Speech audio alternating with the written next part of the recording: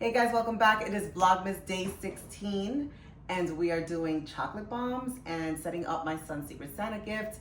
This is a continuation from my Vlogmas 14, I believe it was, when we went to the stores and picked up some supplies. But here we are ready to make these chocolate bombs, so let's get to it.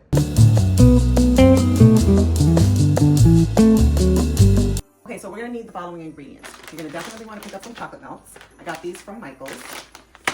You're gonna need hot chocolate mix. These were impossible to find. Apparently I picked the week that they were on sale and the shelves were cleared out yesterday and almost today. This was snuck behind some cups. Somebody must have been saving it for later, but I got to it first. You should have tried harder, honey. You should have tried harder.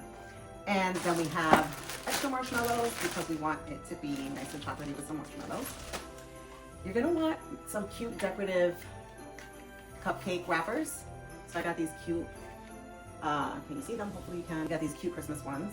We have some Christmas sprinkles, and then the molds. These molds are absolutely amazing. Also got these at Michael's. I had tried silicone molds before this a few years back and it was an absolute disaster. These molds make it foolproof, so definitely want to get one of these.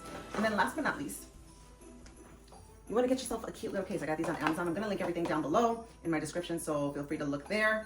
But yeah, this is kind of like what makes it really cute. Oh, and the ribbon. Where did I put the ribbon? And a cute little Christmas ribbon. So these are all my supplies, but right now we're just gonna get into putting together the chocolate bomb, which is super easy. So I also got this in Michael's a few years back. I mean, way more than a few years back. We're talking about, it has to have been more than like 8 years ago or so. And this is really great because it just kind of melts the chocolate. But if you don't have this, that is totally fine. What you can do is heat up water, and you can put the water in a hot bowl and then put a bowl on top of that, kind of like a baño de Maria type of thing, where you're just kind of putting the bowl within the bowl of hot water, and then you can stir the melts there. Or you can use this as well. I got this also on Amazon. I'm gonna link it down below. And you can also just throw your chocolates into one of these, and you can put this in the microwave and just a little bit at a time melt them. You stir it, and this is also perfect for melting chocolates. But I'm gonna go with this because I have it here. Now that I thought about it, I probably should have used that, but we're here now, so this is what we're gonna do. I'm going to take my chocolate melts and throw it in here. I am warm, but I'm gonna set it to melt. So the settings are off, warm, and melt. We're gonna put it on melt, and then I'm gonna get my molds ready. I like a clean space. If you've cooked with me a few times, you know that I don't like clutter on my space as I cook. It's just very distracting to me, and I just can't function that way. So I like to kind of clear it as I go. I'm just gonna put it to the side and put these out so that you can see what I'm doing. Okay, so let's talk about these molds while this melts. It comes with a top, comes with inserts. Sorry, that was the bottom, the inserts, and the top. Guys, when I tell you this is so easy, all you're doing is you're going to take the top, which is this, and once this is melted, we're going to fill inside here. Once we're done filling, we push the inserts at the bottom. We push the inserts on top of the chocolate, and then you melt it with the bottom. It's so easy, right? Then we're gonna set it in the refrigerator, let it set for like about 15 minutes, and it is good to go. We bring it out. You're gonna see the whole process, but I just kind of wanted to give you like a little bit of an explanation before that. But we're gonna watch our chocolate melts because we don't want them to burn. That is the worst case scenario. Even if you're microwaving it, keep an eye on it. You do not want to over melt it because it will burn and you're just gonna have to toss it out. So I'm just kind of moving it around, letting it do its thing, and we wait. Okay, I think we're at a good consistency here. I don't know if you can see that, but this is good. Guys, you see me in my Snuggie because it is freezing inside my house. Like, it's cold here in New York. So bear with me while I have this whole toga of a Snuggie on. So we are ready. What we're gonna do is, guys, we're gonna take our molds. We're gonna remove the mold. This is the bottom piece. We're gonna take out the inserts, and we're gonna first put in our chocolate. So let me get this out of here. All right, so we can actually move this to the side, if that helps. I'm gonna take the chocolate, do like a spoon. There's like a fill line, you'll see it. It's like a clear fill line, and you're gonna pour it into both. Now, you don't want to overfill. It's okay if you do because whatever comes out, you could always reuse, throw back in here and reuse. But you don't want to overfill too much. So let's put this back. I'm going to take it and I'm going to gently tap. This one is perfect over here on this side. This one's perfect. This one too. You can see. Let me add a tad more. I'm probably a little bit over on the first one, but just a tad bit more. The reason why I'd rather it be a tad bit more over is because if it's short, then it makes like this little hollow gap and then it won't stick well. So both are filled to the line, from what I can see here. So step number 1 is done. We have it. Can you see it? Okay. And now we're gonna take our inserts and we're gonna put it right on top, right? And you squeeze it down like so. And you see how it just starts to form that circle, like on top. You wanna make sure that it comes up to that little rim piece.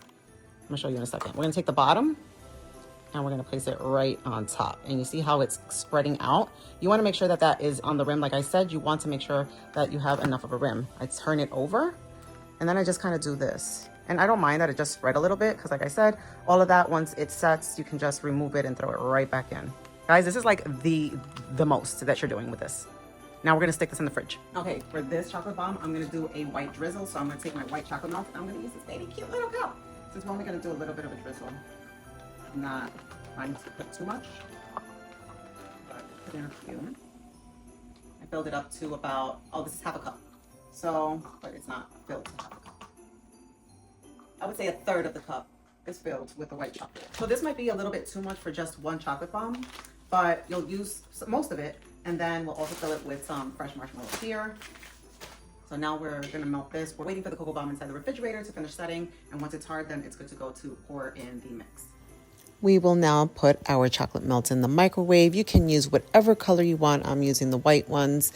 And we're gonna keep on putting it in the microwave in like 15 to 20 second increments so that it does not burn.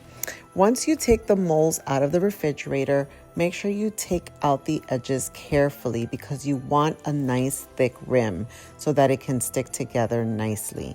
As you can see, I'm taking off the edges, and then you could actually reuse this chocolate if you want to put it back and heat it up so you can make more molds. So you can make more chocolate bombs, you can do that. So I'm going to take the mix and I am going to fill it, but I am also going to leave a little bit of space for my marshmallows. Now you're going to want to heat your plate. Also do it in 15 to 20 seconds. When you do, and it's nice and warm, you can seal it. I should have done both sides, but I only remembered to do one, but it still stuck, so it actually worked out. Now you take your chocolate melt and you're going to put it in a Ziploc bag, snip the tip, and quickly go over the chocolate bomb. Put on your sprinkles, and guys, that is pretty much it. Once you let it set, you can then put it in the wrapper. The seam doesn't bother me as much because it goes inside the wrapper, and honestly, once the person has their heated milk and they just put their bomb inside of it, it will come apart anyway and make a delicious hot chocolate. So after I do this, I put it in my little clear box and then I start to decorate it. But how cute does this look? This is very low effort and makes a fantastic gift. This is great to pair with other gifts or even alone and just give it to your friends and family. It's really the thought that counts, especially during a tough season when you have no money. Treats are always a great way to show your love and appreciation for people. At least I appreciate it. So what do you think about that? Now we're going to move on to our next project, which is an ornament that we're going to DIY. So we're gonna start with polyurethane. We're going to put it inside the ornament, and then you're going to coat it all the way in the inside. And once you are done coating it, you're going to let it hang upside down, and whatever excess glue, let it just come right out. And then you're gonna let it drain as much as possible. And then once it's done, you can put in the glitter. I am going in with this pinkish purple glitter, and I am going to do the same. I'm gonna let it coat the inside. I'm gonna shake it up really good. And if there's any excess glitter, you could always put it back. That's what I love about this project, is like there's no waste. You can always put whatever you don't use back into the bottle. It'll get clear as it starts to dry. Right now it's a little bit foggy, but it'll get clear. I'm also going to personalize this little mirror, and I'm going to personalize the ornament. Guys, you have no idea what I went through to get this project up and running because I had issues with the vinyl. But here I'm taking you through how I designed it. I used Cricut Design Space. I kind of found the decal that I wanted to use, and I put the girl's name in, through a snowflake, and then I tried to make it look like the color I was going to use, but it was just for a visual effect so I could see how I was going to cut it. And then I was using the shape of the mirror with the measurements of the mirror, and I also put her name, and I thought it would be cute to put some lashes on it. She's a 12-year-old girl, so I just kind of wanted to make it a little bit more personal and special for her. Once I was done with this, then I took it to my Cricut downstairs. Guys, when I tell you this was absolutely painful, everything was going smoothly up until this was the foil, by the way. This was the vinyl, by the way. Everything went smoothly. I thought that I was going to run right through this. Everything worked perfectly up until the part that I had to weed it. I do not recommend that vinyl for anything. It looked so pretty, but at the same time, it gave me so much trouble. I don't know if maybe it was the blade. I don't know. Maybe I just needed more pressure on the blade, but I had trouble. This took me about 2 hours to try to weed through because it was really stuck on there, and I just took it off camera because my phone started to die. But once I was able to get it all out, it looked really pretty on. I would have preferred to have done a different color for the ornament to make it pop more. Maybe a white would have done really, really well with this color, with the pink glitter. But either way, I ended up going with this gold because that's already what I had cut. It looks really cute on the mirror, but let me know what you think.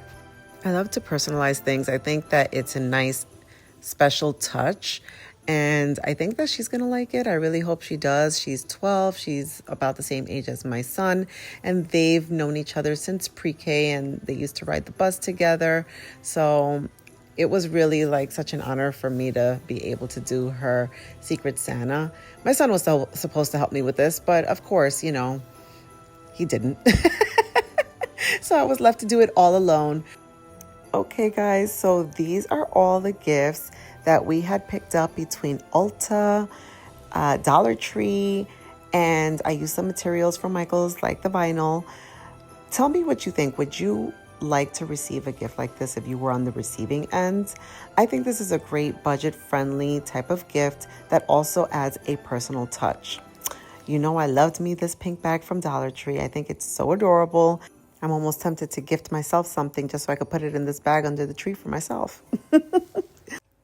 All right, guys, so I hope you enjoyed this video. Please don't forget to like, comment, and subscribe. Have a blessed one, everyone.